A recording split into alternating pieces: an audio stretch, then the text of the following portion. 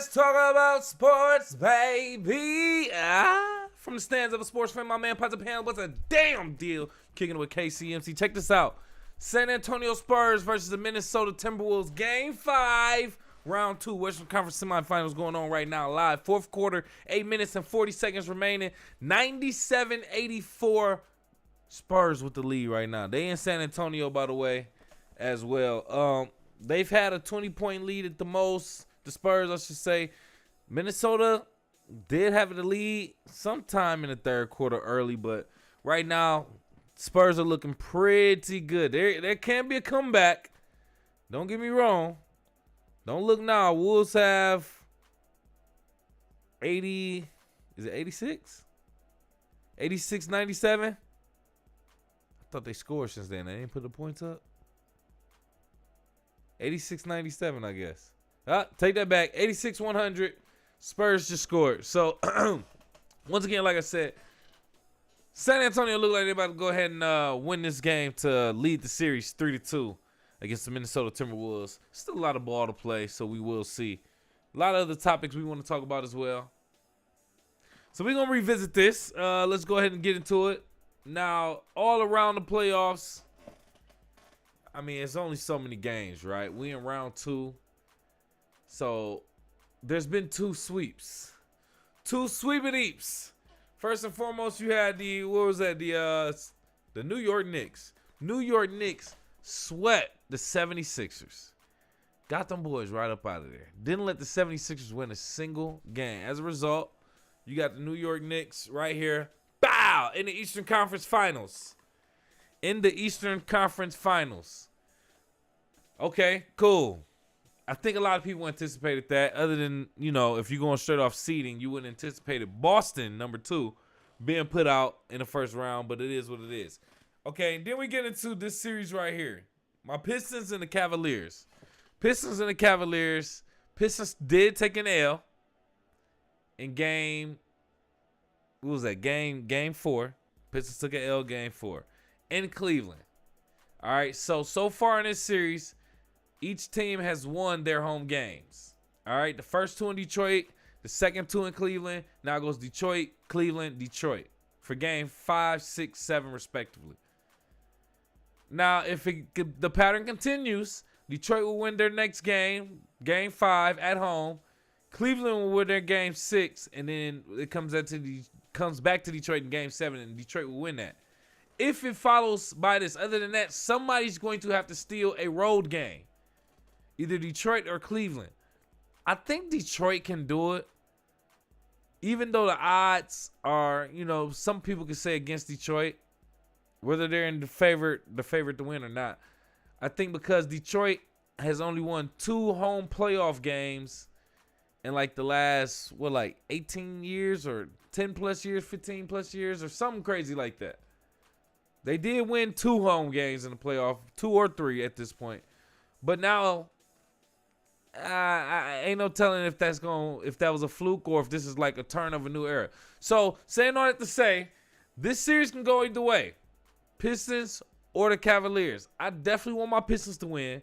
Get James Harden, extra soft paws, flailing, same dribble move, step up, step back, jumper, cause the foul. Fall on the ground. I'm so sick. I feel like I can guard James Harden. He does the same step back move every time, bro. Every time. He always getting y'all. Anyway, I don't want to see James Harden. No disrespect to Donovan Mitchell, but you can get up out of here too, bro. Respectively, especially going against my Pistons. So I got Pistons in 6-7. I got Pistons in 6-7, man. Pause. And then, like we said, over here, Western Conference, Thunder and the Laker. The Thunder and the Lakers. Excuse me. Thunder got them boys up out of there. Shai Gilgeous-Alexander got the Lakers. The LeBron Lakers up out of there. Austin Reeves and them. Rui Hachimura. Hachimura, whatever. Who cares, bro? He got them about a sweep. Everybody, okay.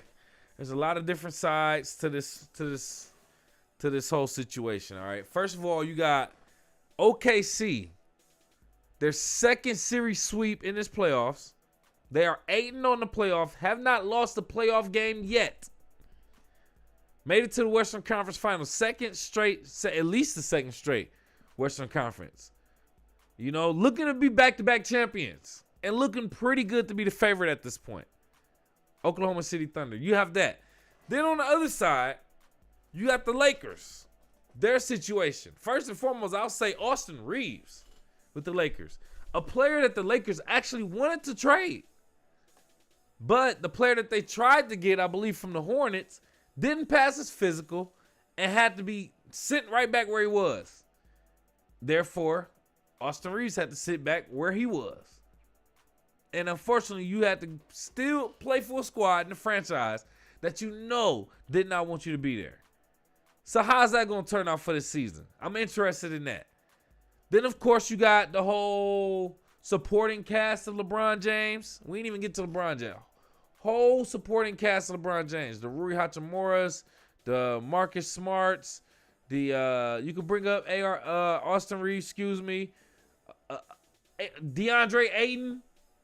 The whole thing. What do you do with that team? You bust them down now? You ain't gonna touch Luka Doncic, obviously. But do you bust everybody else down? Kind of get them up out of there, switch, look for new assets, do whatever LeBron James asked for. I don't think they really going to be listening to LeBron James too much anymore. I ain't going to say they don't care. But here's my thing. A lot of people are speculating whether or not LeBron James is going to retire this season. That's going to be that was the talk of every season up from like year 18 plus. When is he going to retire? Is this the year he retire? We've been talking about it for about 5+ years. Probably damn near going on 10, to be honest with you. But I don't know if you heard my theory before, but I will say this. I don't think LeBron James is getting traded anywhere. I don't think he's going to request trade. I don't think none of that's happening. He's going to stay with the Lakers. I also think LeBron James is going for 25 years. LeBron James wants to play for 25 years, a quarter of a century. I think that's what he want to put his stamp on. 25 years. I think with 25 years, that'll mean next year his 24th season, and then the season after that, his 25th season. I think he's waiting for Bryce. Now, I don't know if Bryce is going to end up playing for the Lakers as well. I think that'll be dope. But I think he's waiting for Bryce to get drafted as well, and then that's going to be his final year. Now, I also do believe that LeBron James will announce when it's his final year. He's not going to just bow out after that. There's too much money involved. Every stadium will sell out to the max. They will probably maximize every ticket in every stadium for that reason. They'll probably sell merchandise to every, like, commercials. Like, it's too much on the table. Too much money for LeBron James not to announce when he's going to retire. So, please, calm down. LeBron James is not retiring. I promise you that. I can almost bet that he's not retiring. But those are the narratives. Those are the narratives. We didn't talk about Luka Doncic and what his future and what LA is going to be. Now that they got swept. It ain't got nothing to do with him. We also talk, people also bring up the narrative of LeBron James and this being, his third series getting swept? His third series getting swept. But this is the first one that he got swept in the first round. He got swept, I believe, twice in the finals, then once in like the Eastern Conference Finals, or it might have been the Western Conference Finals, excuse me. And then you got him getting swept in the first round. It ain't like he didn't play. He was injured. He was actually in the game. Now, you can't do it all by yourself. But I want to anticipate you would at least got one, LeBron James. For you to be walking around here, like literally crowning yourself, I would expect you to at least pull off one win by yourself. At least in the 7-game series. Couldn't even do that. I don't know. Who are you going to blame? Who do you really want to blame, LeBron? That's what I want to know. I want to hear what LeBron James' excuse is for not showing up in the playoff. I ain't gonna say he didn't show up, because I'm sure his stats look fantastic. I'm not even gonna look. But at the same time, it's like, come on, fam. Like, ain't nobody here for that. We want to see you actually go off and at least get a win. I digress. Point is, what do you think should be the plan for the Lakers going forward, now that they've been swept under the rug like a bug? Go off in the live chat in the comments. Call into the show, 313-466-4386. You know what I want to do? I actually do want to, real quick, since we do have this, I want to say rest in peace, because this is something that's been going on. Well, this happened today, if I'm not mistaken, Tuesday, May 12th, 2026. Rest in peace to Brandon Clarke, born in Canada, who passed away, I believe they're saying yesterday, May 11th, Monday, May 11th. Yeah, Monday, May 11th is what they're saying online. For some reason why I feel like the news is coming out today, Tuesday, May 12th. But also Jason Collins. Rest in peace to Jason Collins as well, former NBA center, passed away today. Jason Paul Collins. He actually passed away to, what was it from? What's it called? Glioblastoma. Glioblastoma. Glioblastoma. Glioblastoma. Okay. Hey, man, it was basically a brain tumor. A brain tumor. Golly, man. Rest in peace. Rest in peace, man. I want to put some respect on both of their names. Right here. Jason Collins, Brandon Clarke. Both of them relatively young. Well, for sure Brandon Clarke, but both just too young. I don't think any information has been released on Brandon Clarke and how and why he passed away per se. Different reports are saying it was at his home. I don't know what to believe. But nonetheless, the only thing that is confirmed is that he is no longer here. So we just wanted to pay our respects. Brandon Clarke, Jason Collins, rest in peace. All right, I think that was pretty much it that I have for topics. I'm gonna watch a little bit of this game, see how that turns out. Can I do that? Watch a little bit of this game. Then I gotta go to sleep, fam. I'm so tired. I ain't gonna lie. I'm so tired. But I'm having a good time though. So, all right, so the situation is game 5, San Antonio, Minnesota Timberwolves. Victor Wembanyama is in the game. A lot of people thought he was going to be out of this game because the flagrant foul 2 that he got in game 4, and he was ejected in the first half. So a lot of people were like, well, the rule usually is that you're suspended for the next game. You suspended a game when you get a flagrant foul 2. I didn't know that. I'm not going to lie. I'm thinking, hey, he already got put out for like the majority of one game. Let that count as it. Maybe that's what they did. Because he got put out so early, well, like I think halfway through the second quarter or something like that, they counted that as a game that he didn't play. I mean, technically he does have points. I believe he had points on the board at that time. So, I mean, if it shows up on the record books, then it's kind of a different story. But nonetheless, yeah, Victor Wembanyama in the game for game 5. It's 4.5 minutes remaining, 91-110. San Antonio Spurs with the lead. More threes being shot by each team. Minnesota just shot a 3, missed it.